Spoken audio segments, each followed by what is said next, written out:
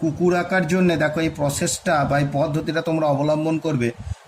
প্রথমে এরকম করে দুটো দাগ দেবে, কান হয়ে যাবে। এরকম করে চোখ দুটো আঁকার চেষ্টা করবে সবাই। এরকম করে নাকটা আঁকবে।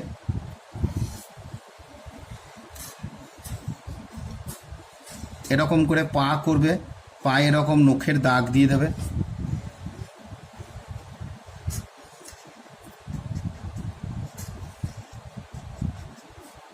এরকম করে একটা লেস দিয়ে দেবে। গলাতে একটা সুন্দর ঘন্টি দিয়ে দেবে। পায়ে একটুখানি তোমরা করে দিতে পারো ডিজাইন।